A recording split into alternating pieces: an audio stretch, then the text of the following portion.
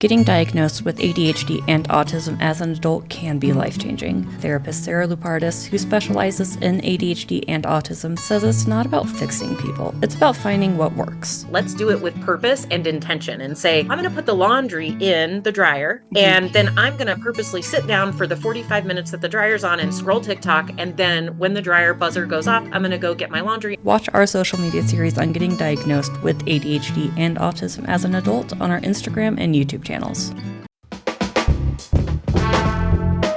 It's The Connector from Boise State Public Radio News. Good morning, I'm Troy Oppie. This morning, the first LatinX Pride coming to Boise later this month. A levee failure this week means 2 new fire stations in Middleton and Star will go unstaffed, how arid soil could affect the irrigation season, and Boise once again goes to the dogs. Those stories and lots more this morning on The Connector, Idaho Daily News, for this Thursday, May 22nd.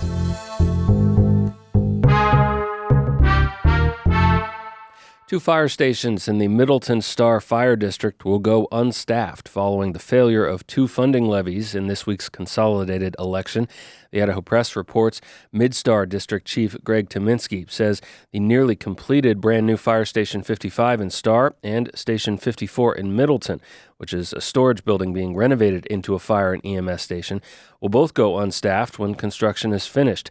A majority of voters this week said yes to the nearly $4.5 million in combined levies for the 2 districts, but the permanent levies require a 2/3 supermajority to pass. The impact to property taxpayers in Middleton was about 50% more when compared to Star. Tominski told the press that voters would see the levy ask again in a future election because the funds are necessary to serve the fast-growing area. The legal team defending Brian Kohberger from charges that he murdered 4 University of Idaho students in an off-campus residence in November 2022 wants the trial delayed. In a filing Wednesday, Kohberger's team argues the amount of investigation and preparation still to do before the August trial is substantial, and sticking to the existing schedule would render any conviction and sentence unconstitutional as a violation of his right to a fair trial. Kohberger's team, led by public defender Ann Taylor, is also arguing that a recent leak of sensitive information provided to the television program Dateline has tainted the jury pool. Kohberger's trial is set to begin in Ada County in late July with jury selection. He has pleaded not guilty and could face the death penalty if convicted.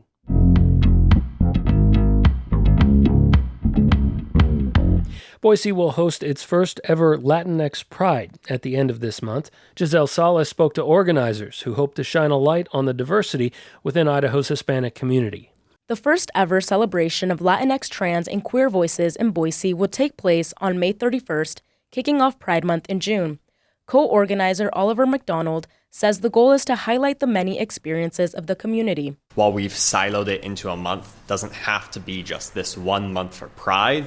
You aren't LGBTQ for a day or a month. The event at Cecil D. Andrus Park will include live drag and dance performances, fashion shows, vendors, and of course, food trucks. McDonald says everyone's welcome. While this is Latinx Pride, we are inviting everyone to this. It's not just the Latinx Hispanic community that we want there. The celebration will start with a breakfast and a blessing from religious leaders.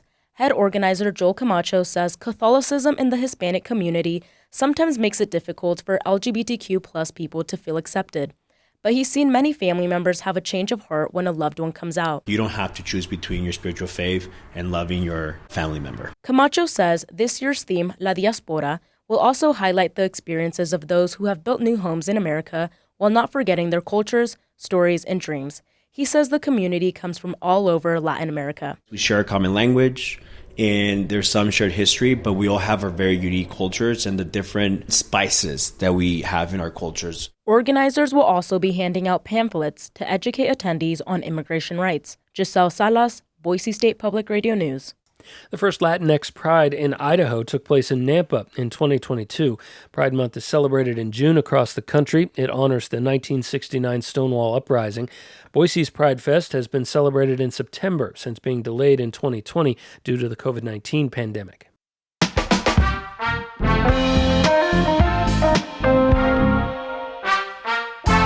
The solid snowpack across much of Idaho's mountains has not melted into strong stream and river flows this spring because some of it is soaking into overly dry ground. That's the message this week from scientists to the State Water Resources Board. The warm, dry spring has led to rapid snowmelt in Idaho and across the West. And even though some of that water isn't reaching local reservoirs, water managers say nearly every reservoir storage system in southern Idaho is full or expected to be nearly full as the water use season gets into full swing. That also means float season on the Boise River is nearly here. Flows on the Boise are down around 750 CFS, according to the Army Corps of Engineers. No additional flood releases are expected this spring. That number is right in the target for floating, but the season has not yet begun. Last year, the Boise float season didn't begin until late June. The river, though, right now is already a foot lower than it was this time last year. 2 health districts serving the Treasure Valley are reminding residents of an opportunity to shape healthcare opportunities in their community. The districts, along with local healthcare providers and community service organizations, have opened a survey this month for anyone in the greater Treasure Valley. The anonymous survey takes about 10 minutes, organizers say, and it gives healthcare providers important feedback on the health needs of Idahoans. That could help guide future strategies to address those needs. Some participants could win gift cards in a random drawing. To take the survey before it closes May 31st, look for a link to the Community Health Needs Assessment on the Central District Health website. That's cdh.idaho.gov. You can also find the survey on the St. Luke's or St. Alphonsus Hospital websites.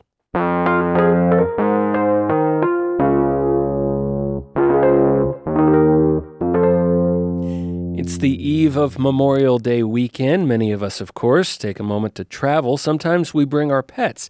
Local shelters also get ready for the holiday weekend. They say they see an increase in stray animals. Julie Luqueta has more on how pet owners can keep their furry friends safe this traveling holiday.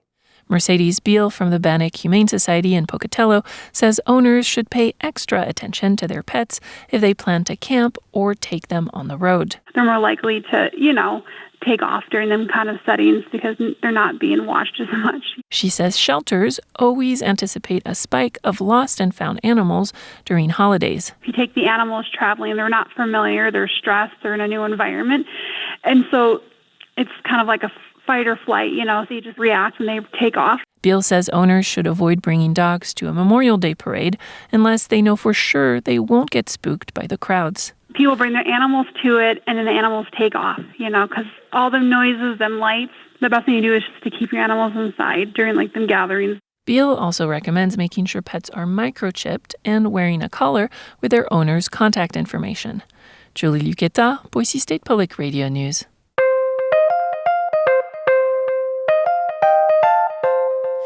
8 Boise State track and field athletes were named to this year's All-Mountain West team. 7 were on the men's side. That includes Mountain West decathlon gold medalist Landon Helms. He finished with the 3rd highest decathlon score in conference and Boise State history. Boise State junior Kai Robertson earned all-conference honors with titles in the women's 1,500 and 800-meter races. Both Robertson and Helms are likely selections for the NCAA National Championship meet, the field for which will be announced later today. And that's your Connector for Thursday, May 22nd. Thanks for listening. I'm Troy Oppie. Our general manager is Tom Michael. Our news director is Sasha Woodruff. Lacey Daly is our digital strategy manager. We're glad you're along with us as well. We're listener funded. So if you take a moment, check out how to support Boise State Public Radio at our website, boisestatepublicradio.org. Look for that blue donate button. Have a great Thursday. I will catch you again tomorrow morning.